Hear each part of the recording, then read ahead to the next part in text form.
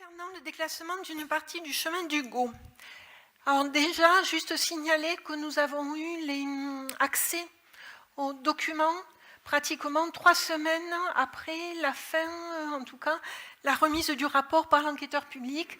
Donc on a eu ça avec les documents du conseil municipal. Alors, comme le souligne le commissaire enquêteur, les conflits d'usage et de voisinage dans ce secteur sont anciens et très vifs.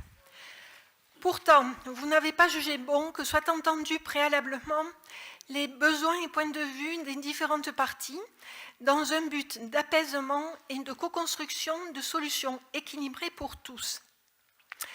Comme le souligne le commissaire enquêteur, je cite, « La notice explicative aurait mérité d'être plus explicite dans la présentation d'un contexte plus large, car vous n'avez pas non plus jugé bon de signaler les autres sujets de ce secteur, comme le chemin de randonnée à sécuriser ou la zone rouge d'effondrement des berges à éviter. L'enquête publique a donc été réduite à la seule demande des écuries d'Hugo. L'avis favorable ne répond donc aux seuls besoins du centre équestre. Nous ne remettons pas en cause sa légitimité d'ailleurs, mais nous pensons qu'il aurait été préférable que la situation soit étudiée de façon globale en tenant compte de l'ensemble des usages et du contexte.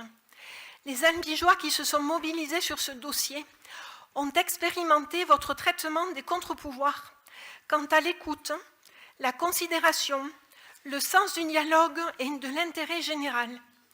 Les contre-pouvoirs permettent que le pouvoir ne soit pas exercé de façon autoritaire, partiale, partisane ou clientéliste, en ouvrant la réflexion à des alternatives. Ils garantissent la saine vie démocratique. Beaucoup auront appris ces derniers temps de votre gouvernance. Merci. Je ne comprends pas bien l'histoire du contre-pouvoir sur une enquête publique. Par principe, une enquête publique, on demande leur avis aux gens. Pour une enquête publique, ce qui aurait été intéressant, c'est qu'avant l'enquête publique, et pour définir l'ouverture effectivement de l'enquête publique et le sujet de l'enquête publique, il aurait été intéressant d'entendre toutes les parties sur la situation de la boucle d'Hugo, de façon à trouver ensemble des solutions qui soient équilibrées pour tous. Il y a eu plusieurs contacts avec l'élu de quartier. Donc ce qui a été répondu, et je le redis parce que ça m'a été redit, c'est que de toute façon, le chemin serait fait point barre. Ce que je pose,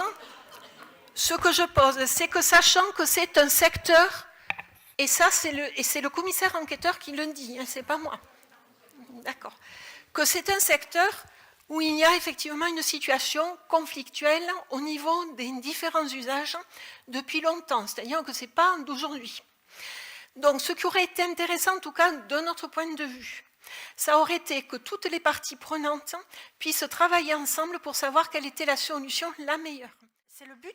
C'est vraiment le but de la délibération, d'apaiser les choses.